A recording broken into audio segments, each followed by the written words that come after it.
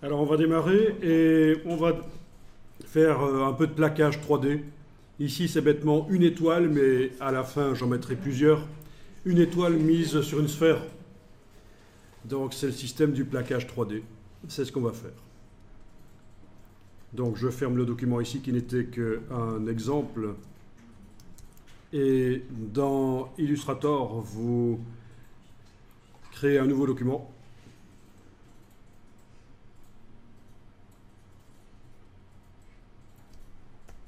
Pour bien faire couleur RVB.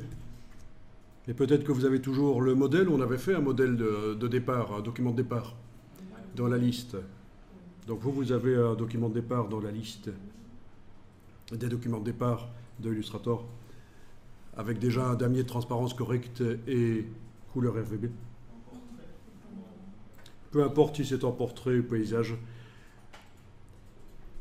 Alors, la 3D, ça démarre toujours avec une forme vectorielle plate qu'on extrude, donc on fait une épaisseur, ou alors on fait une révolution, on le fait tourner sur lui-même et ça fait un objet 3D. La 3D dans Illustrator, c'est extrêmement mauvais.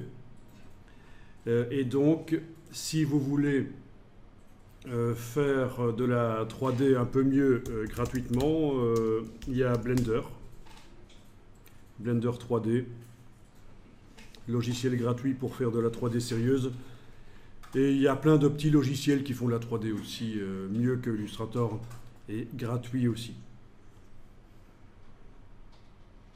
Donc ça c'est du haut vol. Hein. Blender, on arrive à la qualité cinéma. C'est assez complexe.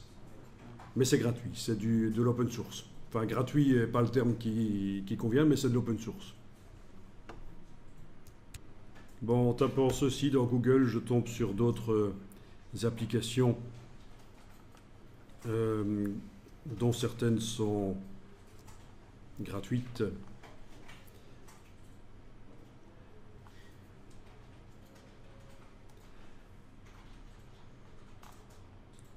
C'est pas ça qui manque, hein.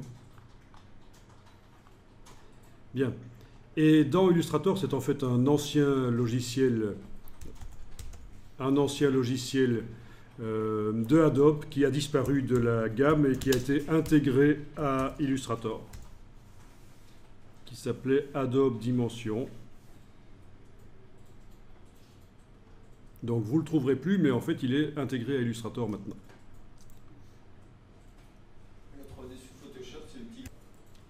Donc ça c'est un vieux logiciel des années 90 et il n'a pas évolué dans Illustrator du tout.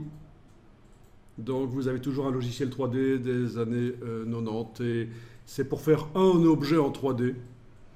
Vous ne pouvez pas faire plusieurs objets et les positionner par rapport les uns aux autres. C'est vraiment juste une aide à l'illustration. Donc vous oubliez, pour faire des choses un peu complexes, à part mettre de l'épaisseur sur des objets ou du texte dans Illustrator ou créer des sphères, vous oubliez. Alors, concernant la 3D dans Photoshop, tu me poses la question. Oui, ça sert à faire de l'effet sur du texte. Ça peut servir à intégrer un objet design 3D qu'on importe, l'intégrer dans un environnement. On peut dire que l'image autour va servir, également une image 360 degrés qu'on a prise de la scène va servir à illuminer l'objet. Donc, il va être automatiquement bien intégré à la scène.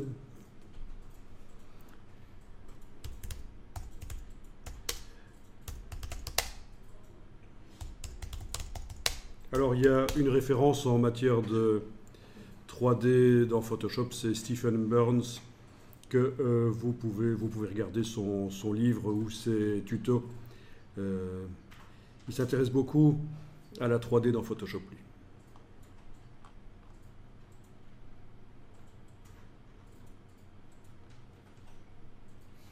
C'est un choix, je veux dire, de donner peut-être plus de marques sous Photoshop ou sous Blender?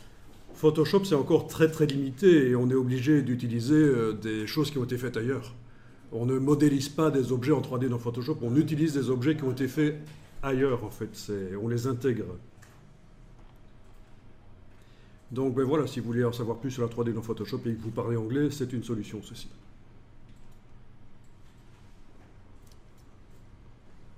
Ça, les ours, c'est pour après. Bon, ben on va commencer par faire ici un peu de 3D dans Illustrator. Si ça vous intéresse d'aller plus loin, j'ai 3 heures de vidéo qui expliquent en long et en large la 3D dans Illustrator.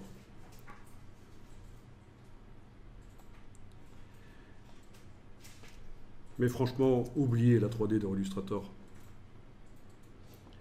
Alors, on va prendre l'outil ellipse et on va faire un cercle. Donc, vous tracez un cercle parfait avec la touche majuscule.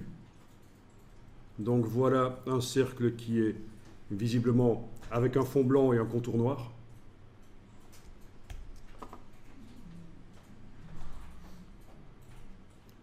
Et on va le faire tourner sur lui-même pour créer une sphère. Mais j'ai besoin qu'un demi-cercle en fait.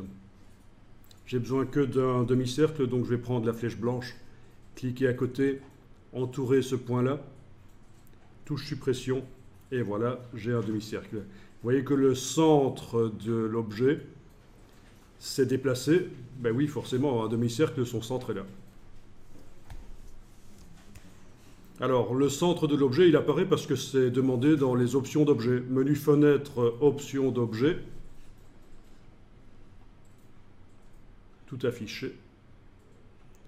Donc, menu fenêtre, options d'objet, et dans le menu, vous demandez de tout afficher. D'accord, ici. Et là, vous avez l'option, est-ce que vous voulez que le centre de l'objet apparaisse ou pas? Donc si ça vous gêne, vous pouvez l'enlever, c'est toujours possible.